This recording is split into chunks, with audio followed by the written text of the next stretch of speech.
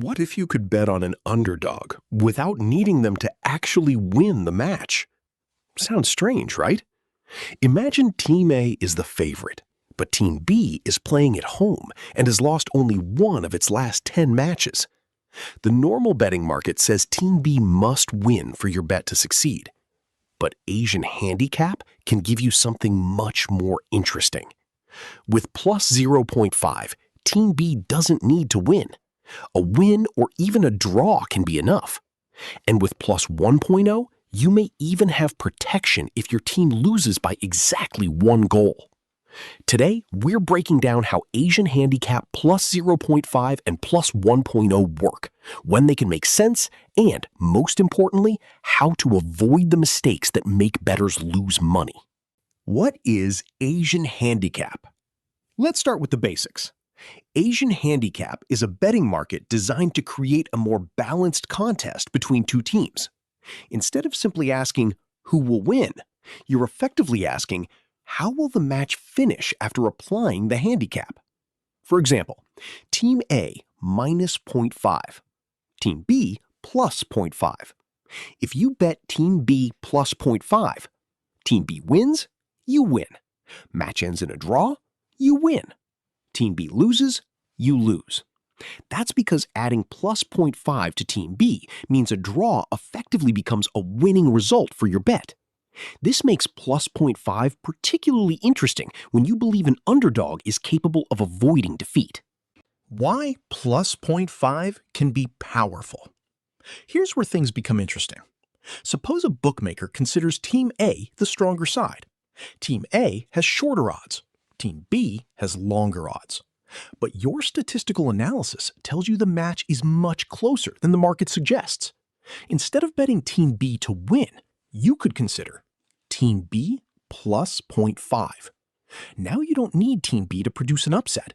You only need them to win or draw. This changes the question completely.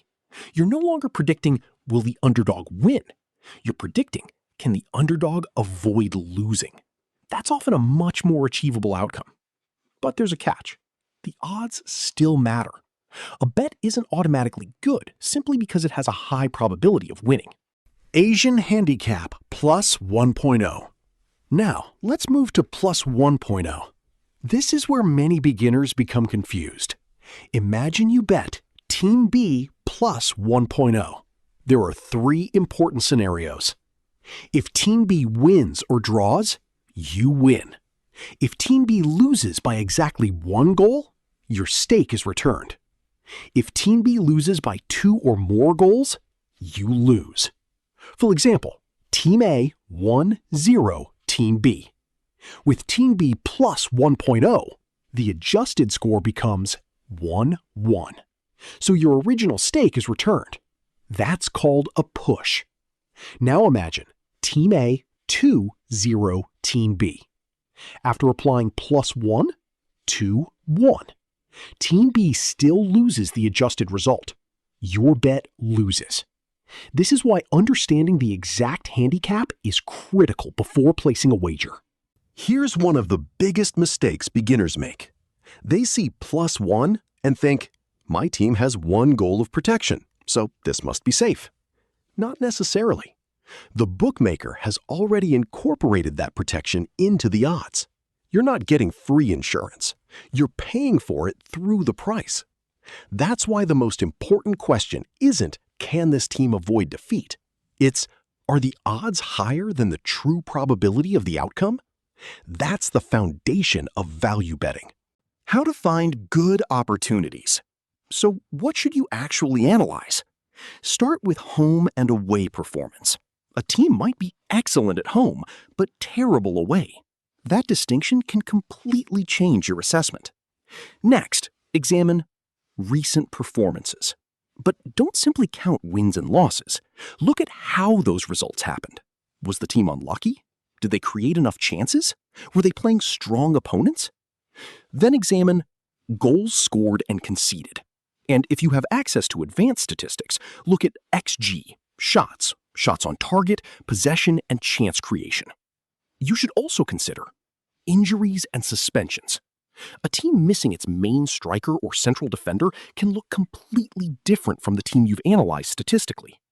And finally, motivation and schedule. Is this a relegation battle? A title race? A cup match? Is one team playing its third match in 7 days? Context matters. A simple example. Let's create a hypothetical match. Team A is the favorite. Team B is the underdog.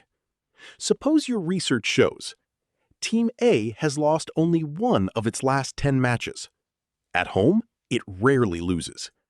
Team A has struggled away from home.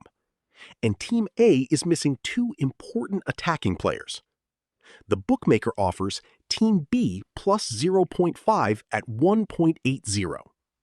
Now you estimate that Team B avoids defeat approximately 60% of the time. The theoretical fair odds would be 1 divided by 0.60 equals 1.67. The bookmaker is offering 1.80. That difference could represent potential value. But remember, your 60% estimate has to be genuinely good. If you simply guessed 60%, the calculation means very little.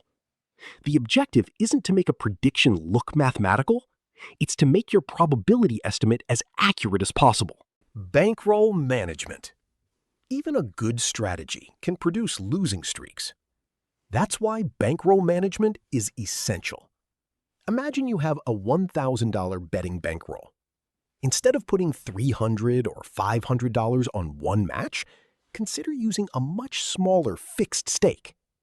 For example, 1% equals $10, or perhaps 2% equals $20.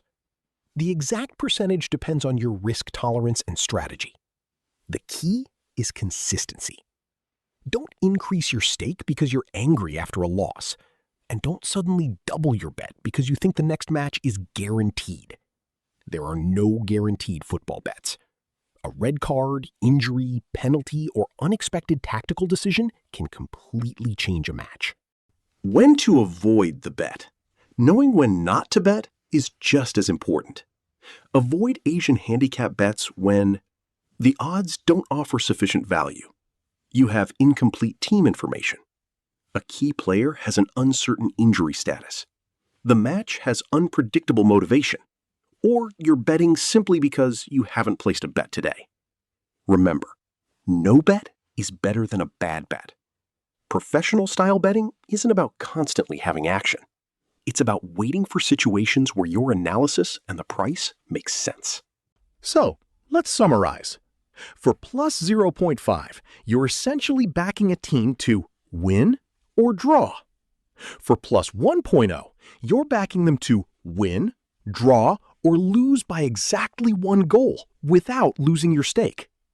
But neither market guarantees profit.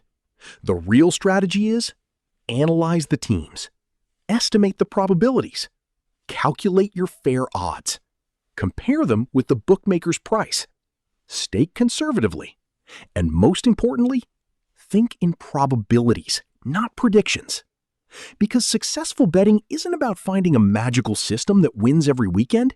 It's about finding situations where the price is better than the probability suggests, and doing it consistently over a large sample of bets. If you found this strategy useful, subscribe to the channel for more football betting strategies. And remember, bet smarter, don't bet harder.